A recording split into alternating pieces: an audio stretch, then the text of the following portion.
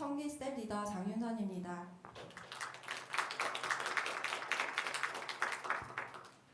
제가 전도하는 삶에 대한 은혜를 나누도록 하겠습니다. 저는 오래전부터 마음 한켠에 전도에 대한 마음을 가지고 있었습니다.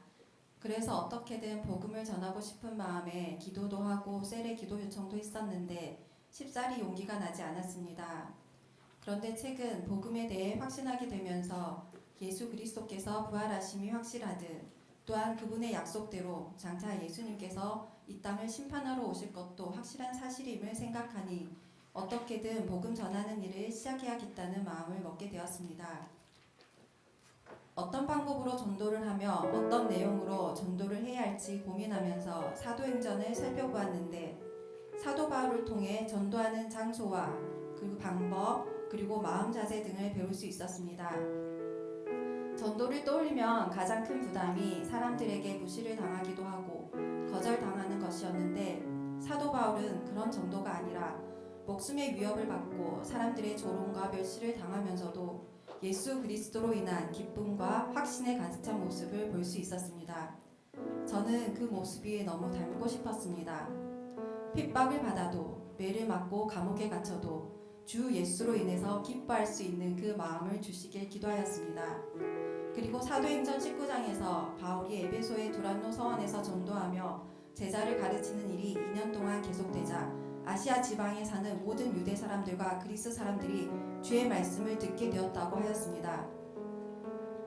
이 말씀을 읽으면서 저 역시 이 동네에서 꾸준히 복음을 선포해서 이 동네 사는 모든 사람들이 예수님의 이름으로 얻게 되는 죄사함의 기쁜 소식을 들을 수 있도록 하고 싶다는 소망이 생겼습니다.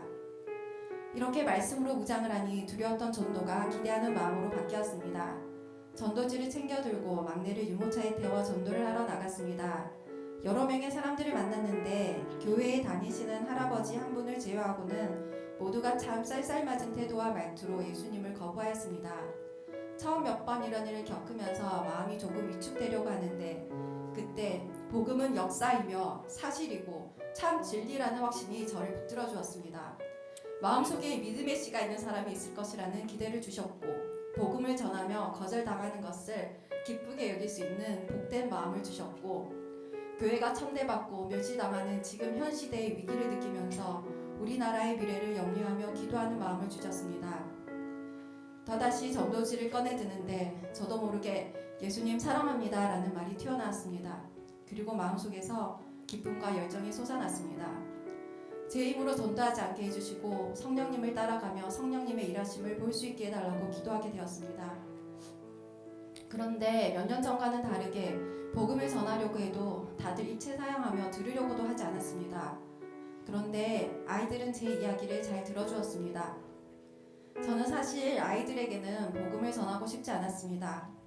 어른들에게 거절당하는 것은 오랫동안 겪어와서 충격이 덜하지만 쬐끔하는 아이들에게 거절을 당할지도 모른다고 생각하니 몹시 부끄럽고 자존심이 상할 것 같았습니다.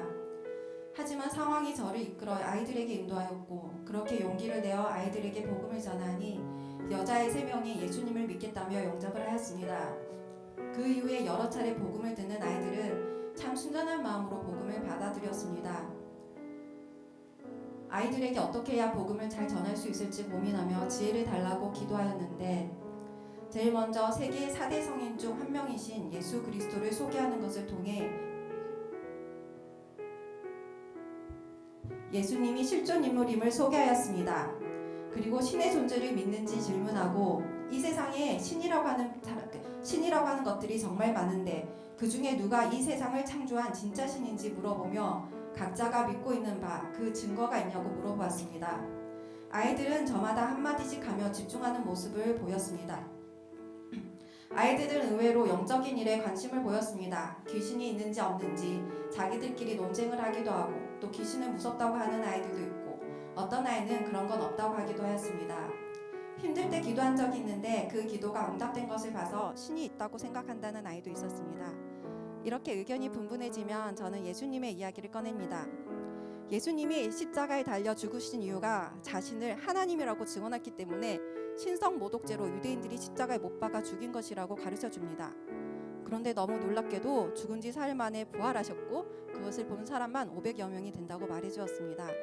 이 부활 사건을 통해 우리는 예수님이 말씀하신 그대로 그분이 세상을 창조하신 하나님이심을 확인할 수 있다고 하였습니다.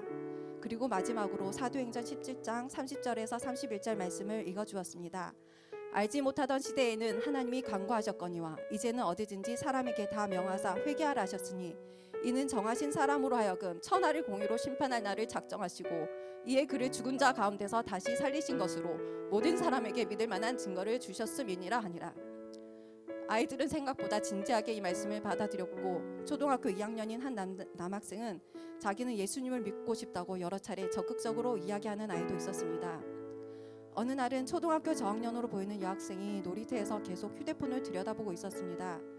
저는 휴대폰 보고 있는 아이에게는 잘 다가가지 않았는데 그 아이에게 복음을 전하는 중에 그 아이로부터 악한 영이 저를 훅 밀쳐내는 것을 느꼈습니다. 그리고 이내 그 아이는 저에게 더 이상 듣고 싶지 않다고 말하였습니다. 휴대폰이 아이들의 영혼을 사로잡고 있다는 것을 다시 한번 느끼는 계기가 되었습니다. 초등학교 저학년 아이들은 대체로 복음을 쉽게 받아들이고 또 영접하는 것을 보았습니다. 그러나 초등학교 4학년만 되어도 아이들은 듣기는 잘 듣고 반응하면서도 쉽사리 복음을 받아들이지 못하며 고민하였고 또 덜어는 복음 듣기를 지루해하거나 거절하는 아이들도 있었습니다. 아이들에게 예수 그리스도의 참 하나님 되심을 증언하고 장차 있을 심판과 구원의 길을 알려주는 것이 정말 시급한 일이구나 여겨졌습니다. 아이들이 조금만 자라도 세상의 여러 악한 사상과 가치에 눈이 가려져 복음이 들어가기 어려운데 아직 그 마음이 부드러운 때 참 진리의 말씀을 미리 뿌려놓으면 이 진리의 말씀이 아이들에게 기준이 되어 구원의 길로 인도할 수 있을 거라는 생각이 들었습니다. 성령님께서 이 일을 계속 이끌어 가시길 기도하고 있습니다. 충성되이 감당해야 하는데 전도를 하려니 영적으로 깨어 민감하게 깨어있지 않으면 참 어렵다는 것을 느낍니다. 죄를 짓거나 영적으로 나태해지면 전도할 담대함을 얻을 수 없습니다. 이 세상이 영원할 것 같고 성경의 말씀이 동화처럼 느껴지면 더 이상 전도할 수가 없습니다. 그럴 때면 다시 예수 그리스도의 부활 사건이 역사 속에서 일어났던 실제 사건임을 기억하며 예수 그리스도의 참 하나님 되심을 기억해야 합니다. 그러면 또다시 제 안에서 기쁨과 확신이 차오릅니다. 지금은 일주일에 한 번 전도를 하러 나가는데 저도 바울처럼 매일 이 일을 계속할 수 있도록 기도를 하고 있습니다. 복음은 매일매일 선포할 때 더욱 힘이 넘쳐나고 하루 이틀 쉬게 되면 두려움이 그 자리를 채워버리는 것 같기 때문입니다. 그래서 저는 밤 루틴을 세웠습니다. 하루 종일 어린아이들과 함께 있다 보니 홀로 집중할 수 있는 시간을 확보할 수 없었습니다. 다만 아이들이 잠든 후 2시간 정도는 어지간해서는 깨지 않는 시간이기에 그 시간은 오직 하나님을 만나고 하나님을 예배하고 하나님께만 집중하는 시간으로 드리기로 마음을 정했습니다. 하지만 뭔가 마음이 지쳐있는 상황에서 아이들을 재우다 보면 저도 함께 잠들어 버리는 일이 더 많았습니다. 어느 날 깊은 새벽에 잠이 깨어 자리에 앉은 상태로 하나님 앞에 나아가는데 맡은 자에게 구할 것은 충성이다 라는 말씀을 주셨습니다. 오래전부터 알아왔던 말씀인데 이제 그 말씀이 제 앞에 서 계셨습니다. 예 주님, 대답하며 주님 앞에서 충성스러운 종이 되기 위해 다른 그 무엇이 아니라 오직 매일매일 말씀을 통해 예수님을 만나고 예수님을 기뻐하며 예배하는 그 일에 온 마음을 다해야겠다고 생각하게 되었습니다. 이번에 전도 선교국을 맡게 되면서 여러 가지 해왔던 사역을 점검하고 새로운 일을 추진하려다 보니 시간이 많이 부족했습니다. 그리고 사람들에게 잘 보이고 싶은 마음도 생겼습니다. 그래서 밤 시간에 다른 사역을 할까 고민을 하게 되었는데 중심에 저를 드러내려는 마음이 있음을 보게 되면서 하나님 앞에 드려진 그 시간은 오직 주님을 예배하며 하나님과의 교제하는 시간으로만 채워가길 더욱 소원하게 되었습니다. 사실 저는 부족함이 많은 사람입니다. 특히 가정에서 저의 민낯을 보게 되면 너무도 부끄러움이 많아 이런 제가 어떤 일을 새롭게 시작하는 것에 부담이 많이 되었습니다. 그렇지만 제가 무엇을 하느냐보다 중요한 것은 매일 밤 루틴 시간을 지킴으로 하나님 앞에서 그분과 교제하며 날마다 말씀이 살아서 저를 붙들어 주시고 그 말씀에 순복할 능력을 받는 것임을 깨닫고 있습니다. 매일 밥을 먹듯이 하나님의 말씀도